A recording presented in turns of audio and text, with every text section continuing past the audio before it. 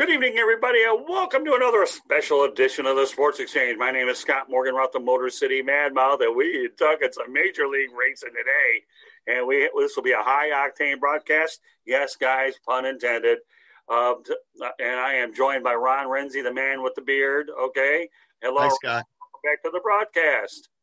Thank you, Scott. Pleasure to be here. And here we go again, Ken. We get to talk about the 12 hours of Sebring and then some. So always look forward to doing this broadcast. A little bit of a difference in timing since we had done this before, so in the fall. But nevertheless, I'm looking forward to getting back up there for a couple of days with some high-octane racing, and I know we're going to have ourselves a good time next weekend, Ken. I'm sure of that, right? Absolutely. Looking forward to it. All right, well, let's get going here. First of all, Ken, what was it like to run the race in the fall? Well, it was certainly different. Something we haven't done in 7 decades. So it was a different experience. The crowd was good. The weather was good. It was a great event. But as I've mentioned before, we are very happy to be back on our traditional date, the third Saturday in March, which coincides with spring break and a lot of other good things. So we could do without the fall event in the future, but it went well. When we talk about that fall event, I know that when I was up there for this race here, did you feel that it didn't matter to you at all, Ken, that it was for the championship at all? Or does that really matter to you that a championship was at stake at your racetrack?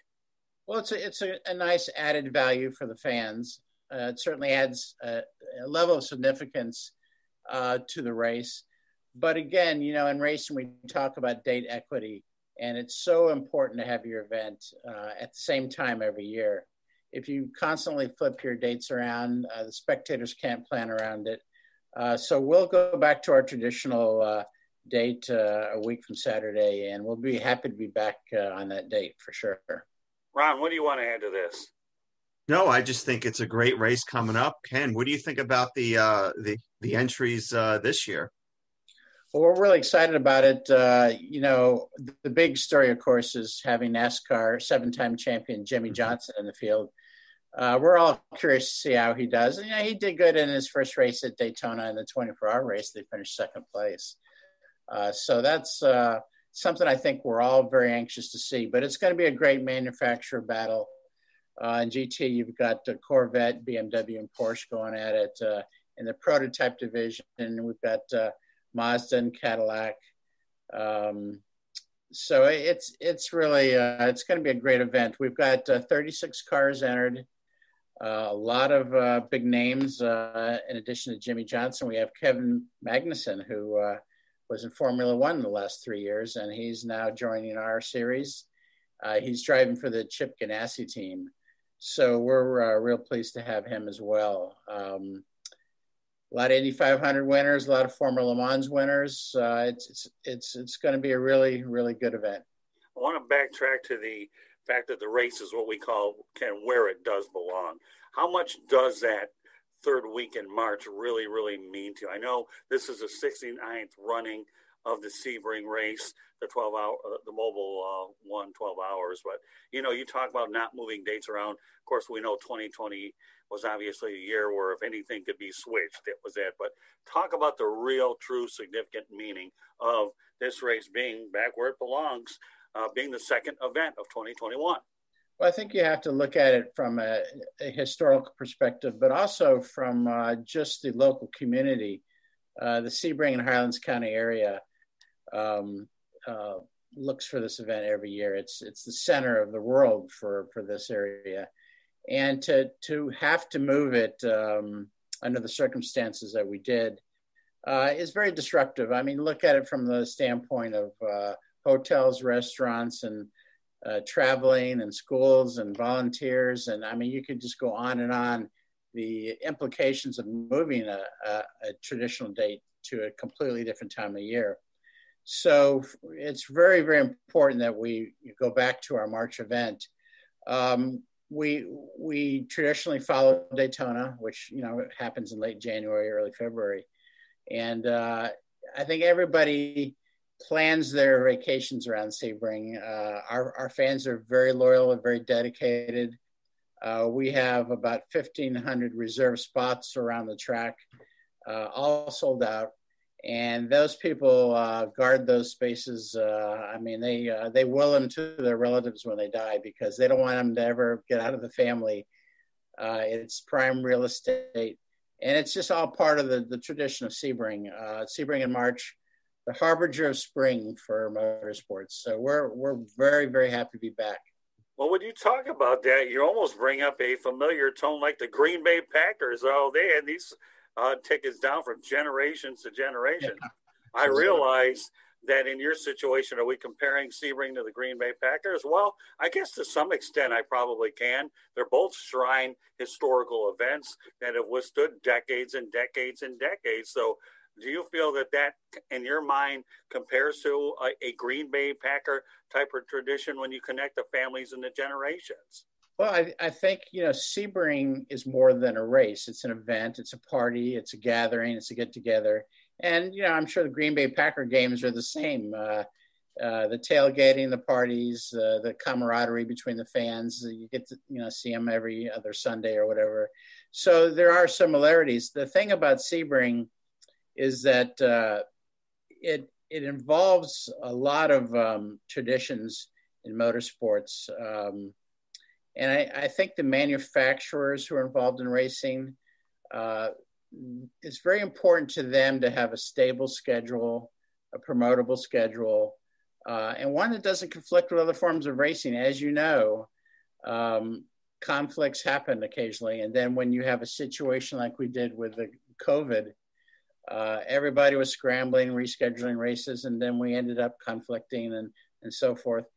So when we go back into this groove of where we normally are, there's less conflicts, a little more stability. So, hopefully we'll always be the third Saturday in March. And I think everybody's really happy to be back. Now, I saw a recent promotion that I put up on social media that you guys were selling like a 7-8 day package for like $2,500. Is that what it was? Hotel. That's the hotel. Right, I know. So I want you, since this is an opportunity for us to get this out there, go out there and let people know what that package was, including the hotel. I have to admit, since I'm really enjoy being a part of the media, if I wasn't a member of the media and I had the extra money, would I love to spend 8 days out there? Yes, but I'm very happy with the arrangement that I have coming up there for 2 days because it conflicts with my crazy man style of driving back and forth a couple of days. But let's talk about our regular race fans about that package. This is your opportunity, Ken, to put a little bit of value. Are there any packages left out there for the event? I believe it's sold out now, but we're unusual. Very few tracks have their own hotel. And we have a 122-room hotel. It's called Hotel 7. And the reason it's called 7 is because it's overlooks Turn 7, which is the most famous turn at the track. It's also known as the hairpin.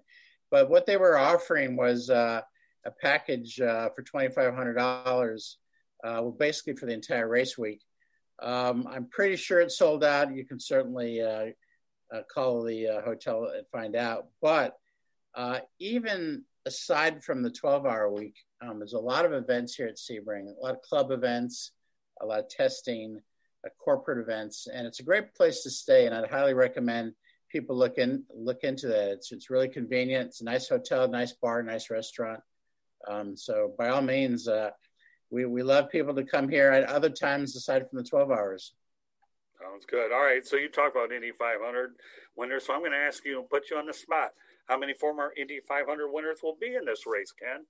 We'll have to look at the lineup here, but I know Simon Pagenaud is one of them. And also, let me get the entry list here. There you go. You had That's this weekend. Hey, let's talk about this weekend for a minute here. How about that? That's okay. Well, I'll talk about this weekend, and then while you come up with that list. I know the last race, I believe there were, 6 of them, if I remember right? There was. We had Scott Dixon here as well. Let's see. Looking over the entry list now. Chip Ganassi Racing has... in addition to Kevin Magnussen, the Formula One driver I mentioned, Indy 500 500 winner Scott Dixon is entered. The number 5 car has Sebastian Bourdais, who's a well-known IndyCar driver. The number 10 car, which is the Konica Minolta Acura, has Indy 500 winner Alexander Rossi driving.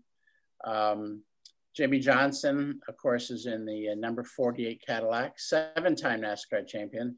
And just a little bit of trivia, the last NASCAR champion to win at Sebring was in 1984, Terry Labonte. So there's a little trivia for you. Juan Pablo Montoya, another Indy 500 winner, is in the number 60 Acura. So those are the Indy 500 winners. We also have, we've got Japanese driver Kobayashi, who has won both Le Mans and Daytona, which is a pretty good accomplishment. We have the defending champions are back at the Mazda, and this is their farewell season. Unfortunately, they're not going to be running after this season, so they're returning to defend their title. So we've got quite a lineup. That's just in the prototype class, so it's looking really good. Well, you had 6 Indy 500 winners, but you don't know exactly what you have right now going into this. I think we have five okay. This year. Sounds good. All right, well, let's get into some NASCAR. You talk about Terry Labonte being the last NASCAR guy, and Jimmy Johnson. You know, we talked about this when I was there during the fall about Jimmy Johnson, and I think you predicted that he was going to make the trip. So what is the response like with Jimmy Johnson going into endurance racing, knowing full well he has more time on his hands, that he isn't running a full NASCAR circuit? Well, it's always great to have someone with the name recognition of a NASCAR star, certainly. And, you know, normally the 12 Hours of Sebring conflicts with a NASCAR race. In fact, it does this year with the Atlanta race. But since Jimmy has retired from NASCAR, he's now able to run.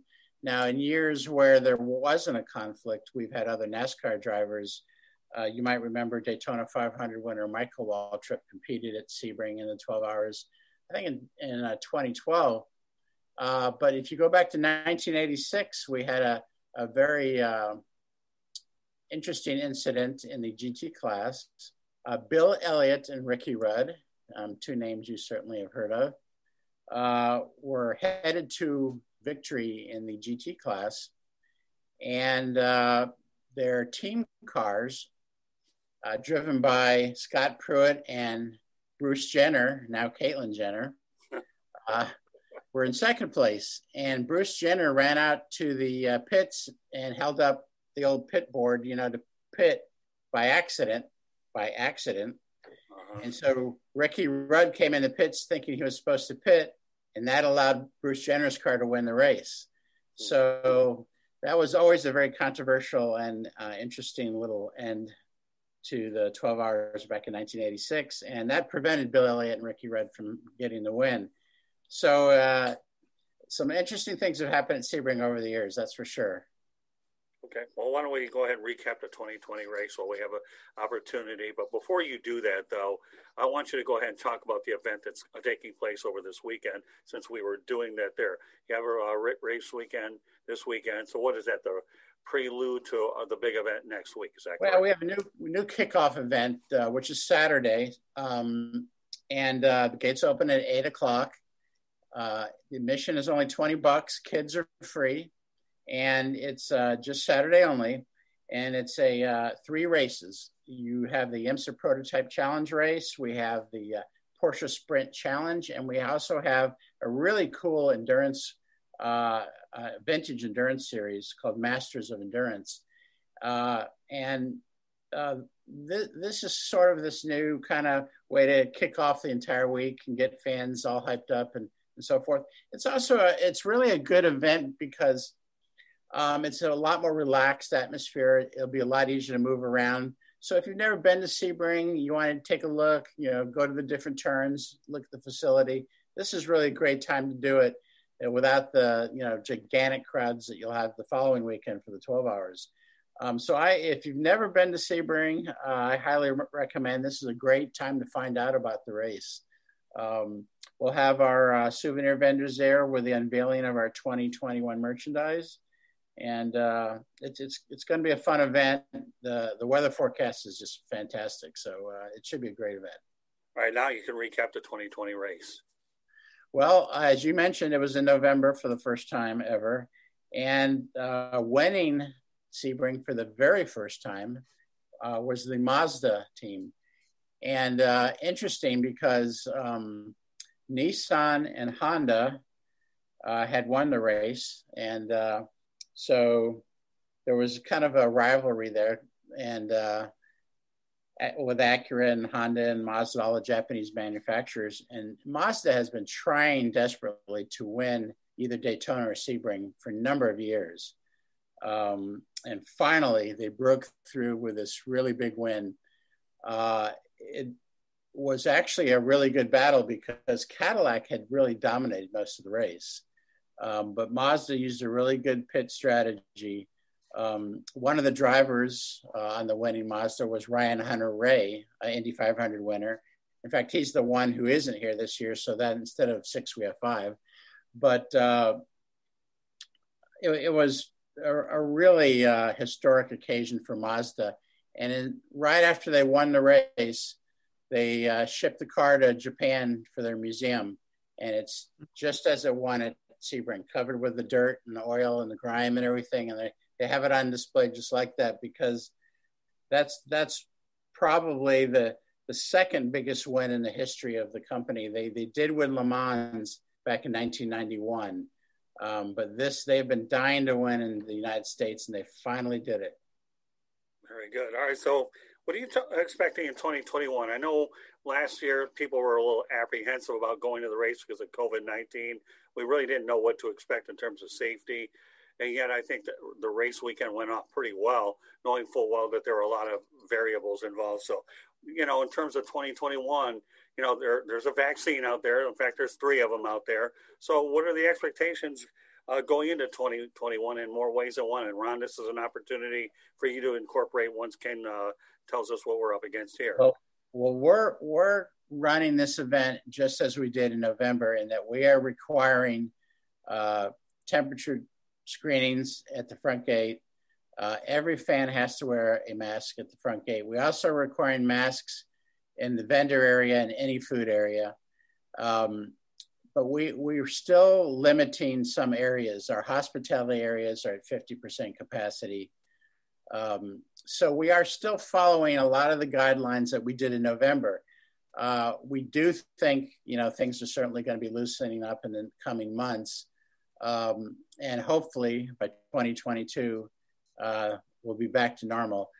We are not allowing fans in the paddock this year again, as we did in November, which is, I know, a disappointing thing, because one of the beauties of Sebring is the fact that fans and the teams can mingle and so forth. But Emsa has decided to, again, keep the fans out of the paddock. They've created what they call the Emsa bubble. So all the drivers and crews, race officials with Emsa are basically isolated from the rest of the people here. So they're still taking some precautions. We're still taking it very seriously, but being primarily an outdoor event, we want people to have fun and enjoy the event. And I think it's going to come off really well. I'm anticipating a little bit bigger crowd than we had in November. And then next March, we'll be back at full speed. What kind of a crowd do you feel that you did have in November? Well, NASCAR doesn't release attendance figures. I would say we were probably a little bit less than 2019, which was the year we had the joint event with the World Endurance Championship. This year, we hope to top November. And then in 2020, when the WC does return, we hope to be back at full speed. You may have heard the big announcements over the last few weeks that Ferrari is returning with a factory sports car team in 2023, along with Audi, Porsche, Acura, Peugeot, Toyota, and 3 or 4 other smaller manufacturers. So there's a big renaissance in endurance racing that's going to kick off in 2023. So let's hope that all of this COVID is done by then, certainly. But you don't have any rough idea about what the crowds were, or would that be something that would be a pure guess? Pure guess. I mean, I've heard figures ranging from 60,000 to 80,000. I don't know how many people are here. It's a lot. You've seen it. Oh yeah. All right, Ron. No, I think it's very exciting. I can't ask you. It's as far as I know, this is for those who can't make it. It's going to be on NBC Sports, Flag to Flag. Is that something that's new to Sebring, or has it always been covered the whole 12 hours? Well, the event has in recent years has been the entire race has been covered. However, I will say it's not continuous in that like the first 2 hours is on NBC Sports, and then 3 hours is streamed on their NBC Sports app, and then they come back to NBC Sports, etc.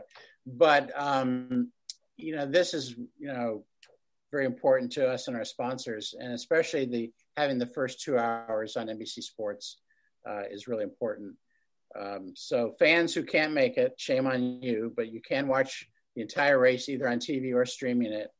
And it's also broadcast on XM radio, the whole race. And that's also, that's also available to fans at the track. They can actually listen to it or maybe watch the streaming to kind of to get a full view of everything that's going on, right? Absolutely. We also have our own FM station here at the track. So wow. you can hear the race broadcast on that as well. So, and we have jumbotrons around the facility and so forth. So it's really easy to follow what's going on. If you're new to endurance racing, and I think we talked about this last time, we try to make it as complicated as possible with all these different classes. Mm-hmm. But all the cars have a digital readout on the side that shows what position they're in, which is really cool. We were one of the first sanctioning organizations to do that. So when you watch a car go by, it'll not only have the car number, but it'll also have a digital number on it that shows what position you're in. And that's pretty high tech. That's awesome. Amazingly enough, and I know we've talked about this throughout the broadcast so far, Ken, I get the feeling that we're looking at a bigger, more comfortable turnout, referring to the COVID-19 situation, because again, now you have more vaccines out there. Obviously, people have to wear their mask, social distance, and so forth. But do you feel like this will be a more comfortable situation for the fans to come out compared to what we dealt with in November? Without question, we've had a number of people tell us that that have gotten a vaccine, including myself, and they're very they feel more comfortable about it. It's human nature. Once you have the vaccine, you feel more comfortable about it. And I think people who aren't comfortable will gladly move their tickets to next year, and we've done that. So we want everybody to be happy, be comfortable.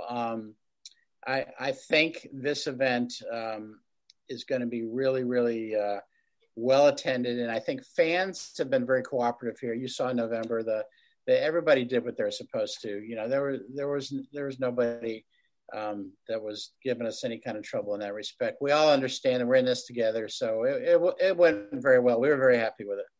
Yeah, amazingly enough, when we talk about that, I felt very comfortable. I wasn't sure what getting in there, but I know that since I work with the Florida Panthers, the Marlins, the Jacksonville Jaguars, that places like yours protect us guys in the media to make sure that we're not exposed to larger numbers. So I felt very comfortable being up there. And obviously now that we're 90 days along in the process, I can only anticipate how much better it's going to get. When you talk about streaming, though, and this is the one thing that we're even striving for here at the network, is did you know that 60 Minutes is streaming at all? No. Yeah, they're going to be doing it. And the NHL got that new TV deal, and ESPN Plus is going to be part of streaming. So that's where it's going. So yeah, that's the future, no doubt. Yeah, without a doubt. So I can assure you that if everything goes according to plan, our next broadcast will be streaming. But, we're all right now, but I have big plans for what we're doing here. So let's talk about some of the particulars in this race. Since I've gone out there and I've come a long way since I started this a couple of years ago with you, okay? I really feel, and I take a lot of pride because I want to get better at this stuff. But now I want to talk to you about Wayne Taylor Racing. They've won 3 straight Rolex 24s in January. So why don't you explain to our audience, Ken, about Wayne Taylor Racing? Well, Wayne Taylor has been in motorsports a long time. He won the 12 Hours of Sebring in 1996 as a driver. And then he became a team owner.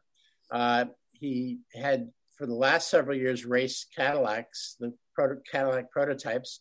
He won Sebring in 2017 as a team owner, and his drivers happen to be his sons, Jordan and Ricky, both of which have gone on to drive for factory teams. Ricky drove for Penske, and Jordan drives for Corvette.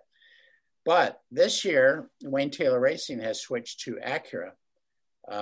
And their first race with Acura was at Daytona. And what did they do? They went out and won it. Amazingly successful team. The team is in Indianapolis. Wayne and his sons live in Orlando. So the kind of the administrative part of the team is in Florida, and the actual race shop is in Indianapolis. But they have been tremendously successful. If you win 3 Daytona Rolexes and win the 12 Hours of Sebring, you've got something going for you. And they are the favorites to win here. Well, I'll tell you what, many years ago, my Aunt Judy used to own a Corvette. She used to get one every year. So that leads me to where I'm going here. We're talking about Corvette racing. Although they haven't won one recently, they have 11 wins. So for all you folks out there that realize that Corvettes are not only good to drive your auto insurance up, they're also good on the track when you don't have to go out there and get busted by Smokey looking for the bandit. So I see a few little references here. Well, let's talk about the success, Ken, of Corvette racing. I mean, they definitely go out there and have done an unbelievable job through the years. I read about them every week when I get the Emsa updates. Well, there's no team in endurance racing that has a more loyal following than the Corvettes. The Corvette fans are fanatics. And of course, it's a good old American iron out there running. So a lot of American race fans are very proud to watch Corvette. And they go to Le Mans and they race against the best teams, and they've done very well. Corvette did win the season opener at Daytona very convincingly. They won here in our July race last year. They didn't do too well in November. They didn't need to because they had clinched the championship. But they come here, with a 2-car team, and they'll be up against their rivals in the GTLM class, BMW and Porsche. So it's going to be a really hotly contended race. But Corvette has a fantastic history at Sebring. They have wins at Sebring going back to 1956, which is pretty amazing. I think they have 32 class wins at Sebring over the years. And then Corvette Racing, the current evolution of the team, I think has 7 wins at Sebring. So they're the favorites in GTLM, both literally and just from a fan standpoint. Fans absolutely love Corvette. Another manufacturer that blows me away is Porsche. I know they're a German manufacturer, and by a wide margin, they've amassed 98 wins at Sebring, and they started coming here in 1955. They have more Sebring wins. The heavy hitters that come to Sebring and are a big part of endurance racing, as we call in the sportscasting business, let's go to the scoreboard. All right. Well, we got Porsche at 98, Chevrolet 40. I got to believe that Corvette's a part of that, right? Right, yeah. Okay. Mazda 14, BMW 7, Acura 3, Aston Martin 3, Cadillac 2, Lamborghini 2, Mercedes 2. Folks, I have to admit, many years ago, I used to drive a few Cadillacs, the North Star engine, and I can tell you right now, that's a fast car, although I don't know if we'll see it on these. But when I go to that checklist of manufacturers, Ken, if this doesn't validate the fact that there is a whole lot of money involved, okay, that list pretty much sums it all, doesn't it? Yeah, I mean, if you look at the manufacturer participation in Emsa and in Sebring, I think they have 17 manufacturers now actively competing. And Porsche is the king of endurance racing.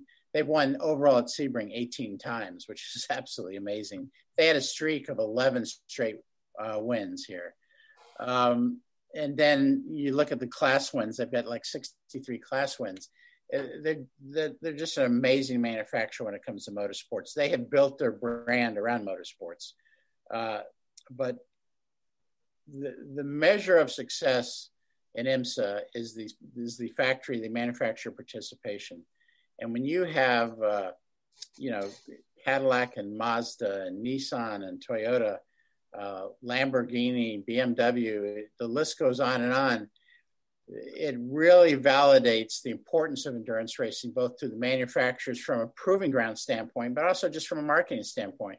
They're out there to sell cars. That's the whole deal. But they're also there to develop cars, and endurance racing is the place to do it. The beauty of Emsa and Sebring is relevant.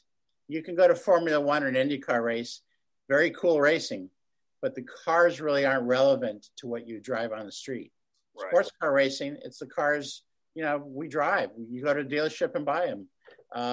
So there's a relevance. That's why fans are so loyal to their manufacturers who come to Sebring. You'll see them with Ferrari flags and Porsche flags and so forth. So it's a different type of racing, but the manufacturer participation is really, really well subscribed to in our sport. What kind of success do you anticipate Ferrari bringing to the equation? Well, the announcement a few weeks ago that Ferrari is going to have a factory prototype is amazing. They haven't had a factory prototype in over 50 years. They have basically concentrated on Formula One. They've had GT cars entered over the years, but to win overall with a prototype, they just haven't been involved. And the announcement that in 2023 Ferrari is going to be in endurance racing, that is just a game changer for everybody. That lights a fire under a lot of other manufacturers too, who will want to go up against them. So right now we've got 7 or 8 manufacturers already signed up for 2023. It is going to be a real battle, and the fans are going to benefit from it. It's going to be spectacular. What about Rolls-Royce? Have you ever had any participation from Rolls-Royce at all? Well, Bentley, which at one time was part of Rolls-Royce, I think they split up a few years ago, but Bentley has been very active in racing. They had a factory prototype at Sebring in 2003. They won Le Mans that year, and they've been in GT racing for quite a while. It's a very small company. Like Aston Martin, it's really almost like a boutique brand. They don't make that many cars. They're very expensive cars, obviously. But, to see Bentley and Audi and Porsche and Nissan and Toyota and Cadillac and Ford and so forth, all battling, it's a beautiful thing. Have you ever watched Beverly Hills Cop? Yeah. Yeah. Well, good old Eddie Murphy made that reference about the old Ferrari, and Gil Hill, who was his boss, certainly made sure that he that was a great show. Of course, it doesn't hurt. I have a Detroit bias about Beverly Hills Cop, and we're talking about wrecking up a Ferrari. We're having a great old time at Beverly Hills. Come on, folks. You know what? Ferrari's getting in the endurance racing game, but once upon a time, Beverly Hills Cop and the old intrigue of Hollywood certainly got involved with it, too. When you talk about holding the event in the spring, do you feel that last year you didn't get as much media coverage as you normally would during that spring time frame? I know a couple people that I am hoping to get together with this year. I think Walt, what was his name? Hijack or whatever? Yeah. Yeah, in fact, we've been in contact. He'll be back this year. Yep. Yeah, we've been communicating on LinkedIn, so Walt told me he's going to be there, so I'm hoping I'll see him up in the press box. But getting back to my point in terms of coverage, how would you describe the coverage of Sebring in 2020? And then we'll take that question, Ken, a step further about what your expectations are during the normal time frame here in the spring of March 2021. Well, just to show you what toll COVID did, you were there in 2019 when we had the big tent. Right. And we had about 280 journalists from all over the world. Well, in 2020, obviously, with the travel restrictions, the international media just couldn't even come here. So, that goes without saying. It took a toll on us from that standpoint. But it did also create a different type of media coverage. A lot more specialty websites in the motorsports industry. A lot of people covering it remotely because they had no choice. So it kind of changed the dynamics of it a little bit. A lot of PR people for the teams actually covered the event, worked the event from their homes. They had no choice. So while the coverage was probably less in terms of bodies here, the coverage in terms of, actual mentions of Sebring was pretty much the same as in other years. So as much as COVID hurt, I think it changed the type of coverage more than just eliminating coverage. Well, it's funny how you say that, too, because I covered the Super Bowl virtually, in Tampa. And because of our relationship, at least last year with NFL Communications, it opened up an opportunity for us to participate in certain events. Do you expect there to be a lot of remote coverage? And how much actual coverage are you going to get in person compared to what we had back in November? It'll be roughly the same as November. Emsa is doing a lot of Zoom press conferences, driver interviews via Zoom. All the post-race and pre-race interviews will be on Zoom. So right there, that tells you that, there is going to be a lot of people working the race remotely. We're keeping the capacity of the media center down like we did November to, about 40%. So, it'll look like November. I think the coverage will probably be slightly more because we're back on our normal date. And I think in 2020, you'll see us back in the big tent maybe. So we'll see what happens. Now, in terms of face-to-face, there won't be any face-to-face interviews like there was before. No. Everything's going to be up in our regular friendly confines circle until, and hopefully at some point or another down the road, we're able to do more videos with the drivers. But obviously that won't be the case this year because we're still, in that little gray area. Is that correct? Correct. You got it. Ron, what do you want to add? No, I just think that Sebring is such an iconic race over the years and has adapted over the years. How do you foresee the changes in IMSA with the GTLM going away and DPI changing into LMDH? And is that something exciting to look forward to, or what do you think? Well, I think the change of GTLM was just necessitated by the manufacturers themselves. By moving the Corvette and BMW down to GTD and then dividing that into pro and amateur, I think it just creates more competition, which is what we're looking for. Let's face it, Corvette, doesn't have as much competition as they normally would, especially after Ford left the series, the Ford GTs left. And then the factory Porsches are gone, for now. There's some private Porsches running. So, to answer your question, I think long run, it's a good thing. It creates more competition. As far as in the prototype ranks, as I mentioned, in 2 years, it is going to explode. And the reason it's 2 years is because it takes manufacturers 2 years to develop these cars. It's not like we can just, flip a switch and they show up. So I think that the changes, are great long-term. Next year will probably be roughly similar to this year in terms of car counts and the type of cars. But then in 2023, you're going to see just a huge explosion. It's exciting. Okay.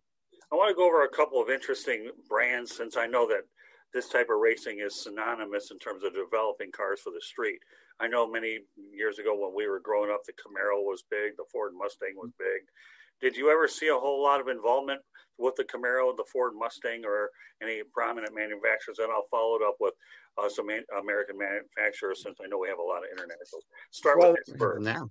Well, the Ford Mustang is active in the Michelin Pilot Challenge Series. So it's the race that runs the day before the 12 hours. Okay. So they're very active. Camaros are in several series. Of course, the focus of Camaro is in the NASCAR Cup Series. That's really their bread and butter, if you will. But the thing with Ford and Chevy is they're kind of cyclical in their participation. You saw Ford with their GT program, a fantastic program, which ended 2 years ago. So Ford is not really doing a lot right now, but Corvette. but they haven't really been in the top tier. But GM, of course, has Cadillac, which is, one of the top teams. So, it's very important for our sport that the American manufacturers, stay involved in road racing. Obviously, in NASCAR, they have a presence, but it's very important to fans that they have some representation, and that's why Corvette has such a great following, because when you go to Le Mans, you basically see almost all European and Japanese brands, but there's Corvette always trying to uphold the Detroit pride, and it's good to see American manufacturers in the sport. Yeah, well, we'll talk about the big three. General Motors, obviously, you've got Cadillac and you have Chevrolet involved. You're all right there. But what about Chrysler and Ford? So why don't you follow up with Chrysler and Ford? Chrysler has disappeared. They have. Okay. They left NASCAR quite a while ago, and then when they stopped making the Viper, which was pretty successful in our series, they had nothing. And then, of course, they've gone through some acquisitions, I guess Fiat and so forth. So Chrysler has just not been a factor really at all. And, of course, you've already talked about Ford. And what about Honda? Do you ever get much play out of Honda at all? I know it's a great vehicle to drive on the road, but I don't know if they're actively involved in a lot of the high-tech racing that we do. Let's face it, the animal that we have here, which is one of the things I love about endurance racing and what we do with Sebring and so forth, and I'm just always so intrigued and amazed by it than anything else. But what about Honda? Are they a player in this? Well, Acura, of course, is a Honda brand. It's their upscale brand, and very active in motorsports. Of course, they're one of the top prototype teams, and they also run in the GTD class.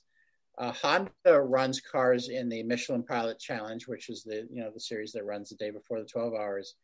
And Honda and their brand Acura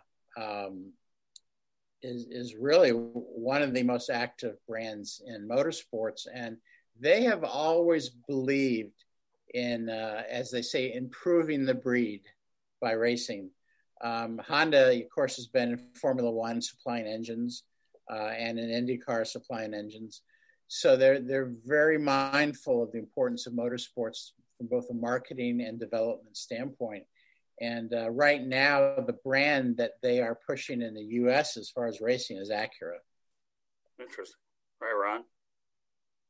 No, I just think it's great to have all these manufacturers involved, and it doesn't seem to be going away. So what do you think are the fan favorites? Which class do you think most of the fans like to come to see?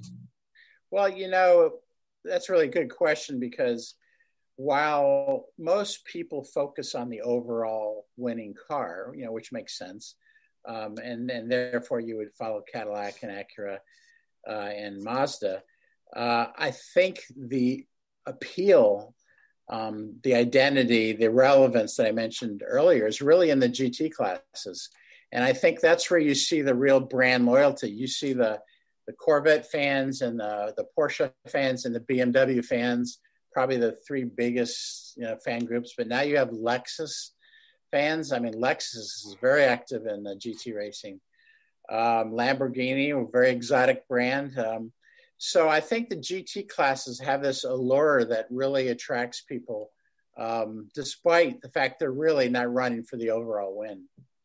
I can only imagine what merchandise sales are like with all these particular manufacturers, Ken. I mean, let's not kid yourself. You're not dealing with small change. We're talking about Lamborghini in here. We're talking about Porsche, Corvette, you name it. Talk to me a little about manufacturing, the manufacturer vendor sales, because you're representing some first-class companies. Well, it's like any other sport, whether it's the NBA or Major League Baseball or whatever. Merchandising is such an important part of it, licensing and merchandising. And it's no different in racing. I mean, you've been to NASCAR races and you see, it's NASCAR merchandise. It's focused on Ford and Chevy and Toyota. And it's the same at Sebring. People buy Ferrari swag and Porsche swag and Corvette swag. And it's a way of showing loyalty, just like a fan buys a Miami Heat jersey or a Tampa Bay Rays jersey. So it's a huge part of it. Licensing and merchandising is really financially, I'm sure, a lot bigger than most people would think. All right, everybody, just so you know, this is the Sports Exchange. My name is Scott Morgan, Roth, Motor City Madmouth. We're talking motorsports with Ken Breslauer. Ken is the track historian for the Sebring. And, of course, Ron Renzy is my partner in crime wherever I need him. No partner in crime. I don't want any legal people to get involved, although whatever, go figure that out. But this is our broadcast here with the 12 Hours of Sebring, a race that is so dear to my heart. I love going to Sebring. I encourage anybody, if you haven't been there before, put it on your bucket list. I wrote a story on there. Ken saw it was a bucket list item. I'm anxious to see what I'm going to put together. Then again, what's nice about covering the event is you have about 12, 15 hours to figure out what you're going to write about anyways. You have a long time. You think about an endurance race with a driver. What about the people covering the sport, let alone guys like you that have to put on the production? Yeah, it's endurance racing is a different animal, as you've experienced, and you were a real newbie a few years ago, and now you're becoming an expert, which is starting to scare me, by the way. But it's a different type of sport, no doubt.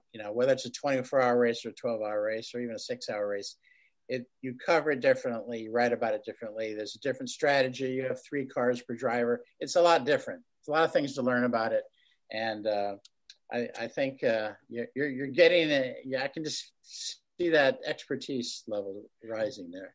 Well, it's your fault that you're scared because all you did was teach me pretty darn good, Mr. Breslauer. Seriously, man. I mean, I really love it. I talk about it all the time. If you think Don King used to promote boxing, I like to promote endurance racing. I'm still waiting to get in a vehicle and drive around that track a little bit. I know you and I have some things to work on when we come up there again. But, hey, you know what? Just because I have a good teacher from you, Ken, and I'm scaring you, that means you're doing your job and you're a good teacher, and I don't think I'm a bad student, and I'm going to get Renzy. It's a sport that's probably more complicated than it should be. It can intimidate people with all the different classes and all the rules and this and that. But the bottom line is, if you're interested in cars, it's a great thing to experience. Kids love it too. Rain or snow or whatever we got, man, they will run in it. It's not like NASCAR, where most races, if it rains, they just stop. We keep going, no matter what the conditions. And that's what endurance racing is all about. It's like really driving on the road. You experience all different types of weather. You drive at night, in the day. And in the case of the Sebring circuit, you have a bumpy circuit, just like the roads you're driving. All the roads you're driving aren't perfectly smooth, So we are a test bed for the motorsports industry, and fans want to see that. They want to see relevant cars and a relevant track.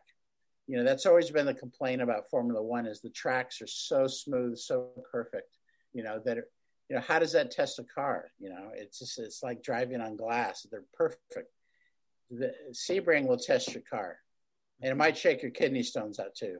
Sebring will test a lot of things, but you do bring up a lot of interesting points, though, that a lot of people probably don't recognize. And the fact that you're going to drive, whether it's raining or it's not, for all I know, if you were up north, you'd drive in the snow if you could. But you don't have to worry about it because you don't drive in the snow. But the fact of the matter is you do drive, whether it's raining, you do drive at night, you do test during the day when it's hot. And that's the thing that people have to realize, that during the course of a 12-hour race, whether it's 12, 24, or whatever it may be, shape to be able to do this for a long time. So I think that's pretty cool too. So, when we summarize this broadcast a little bit, I'm really glad that Jimmy Johnson is coming down there, and I hope that we see more and more NASCAR big names. You're always going to get your Indy 500 people. And on this broadcast, you've been able to shed a little bit more light on the NASCAR drivers that are in the past. And what I've always learned about it, and that's a byproduct of you're teaching me this whole endurance thing, which I'm really loving every minute of the whole thing, is this, okay? This circuit is not a circuit where, that drivers go out to pasture. This is a circuit that when they're done racing their full-time circuits, that they can make a nice, smooth transition, just doing what they really, really love to do, and be challenged in a different way. Yeah, no doubt. I mean, look at Fernando Alonso, Formula One star, world champion. So what does he do?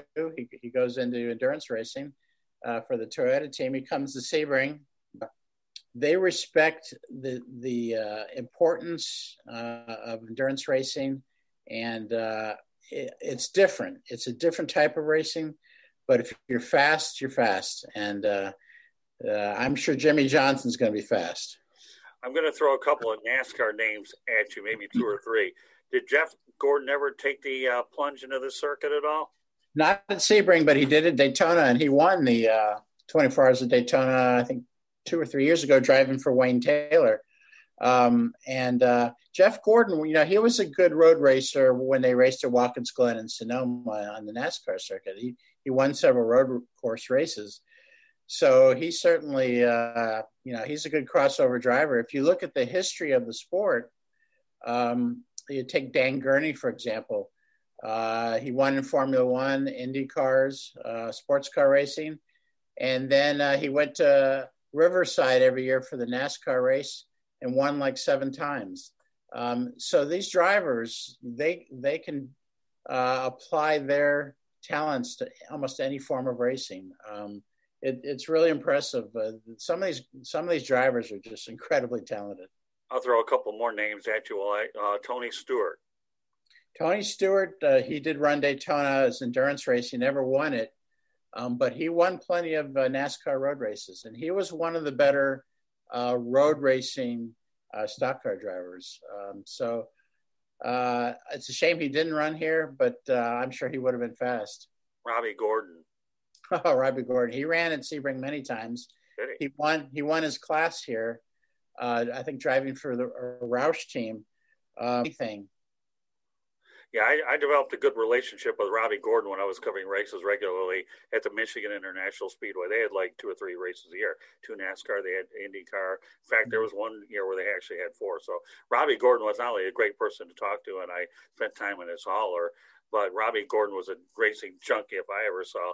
Everybody knows about the Andrettis. I know we're running out of time, but I want to bring up some interesting names in the past that obviously are what I consider the true definition of a racer. So, Ron, I'll wrap it up with Ken in a moment, but anything else you want to incorporate into what we're talking about? No, I just think it's great. One thing, I just had a question about the bumps. How did the Sebring bumps be? They have a life of their own. People talk about fear the bumps. How did that happen? I mean, we know they're there, but how did they're like separate almost from the race. Like people talk about the bumps. Yeah, they've taken on a life of their own. There's 2 spots on the track, turn 17 and turn 1, where they're really major bumps. It's the old concrete runways from Hendricks Field. But I came up with the hashtag 5 or 6 years ago, respect the bumps. Oh, it was you. Yeah, that was me. And then it caught on. All the drivers started using it, and it got on social media and so forth. And even we have merchandise that says, respect the bumps and all this. So it really is part of the character of Sebring. Not many tracks. And Richard Petty, Dale Earnhardt, and Dale Earnhardt Jr. Let's talk about any of the 3, and then we'll talk about this weekend, and then what we can look forward to for next week. So what about those 3? Dale Earnhardt Jr. and Sr. came to Sebring in 2000 and did a secret test for the Corvette team. Was killed, that next year at Daytona in February of 2001. Junior drove in Emsa a few times for Corvette family. The late John Andretti, who just passed away last year, he raced sports cars, Indy cars, stock cars, and drag racing. One of the few to also do drag racing. So the guy, like most of the members of the Andretti family, was so versatile. Every discipline of the sport he would tackle. Well, when you talk about John Andretti, Tony Stewart, and Robbie Gordon, what do they all have in common? They tried to go out there and race Indy 500 and the Coca-Cola 600 race. So if that doesn't tell you anything about these 3 guys, I don't know what. So as we look ahead now, Ken, let's talk about this weekend, and then we're going to put you on the spot for next weekend when we get up there. So what do people have to look forward to this weekend? This weekend, as I mentioned, it's a one-day event. It's like a little kickoff to our race week, and it's a really laid-back event. It's a fun event. It's only $20 to get in. Kids are free. So if you're in the neighborhood, please stop by. You're going to really enjoy it. It's a great way to just get started and learn about Sebring. As far as the following week, I think we're in for a really great event. I think it's going to be super competitive. I predict that it'll be a close event. I think the Cadillacs probably is going to win in GTD. Any particular drivers that should stand out? I am very curious, in addition to, of course, Jimmy Johnson, I'm really curious to see how Kevin Magnussen does in his first race at Sebring. His father drove here 19 times, and this is his first race. So I think Kevin's going to uphold the honor of F1 drivers, and I think he's going to do really well. All right, and lastly, why don't you let everybody know how they can get tickets for the event and any way that they can do it. We still have some time for you to sell a little bit of tickets. Any other closing thoughts that you have before I go ahead and wrap it up? Absolutely. You can buy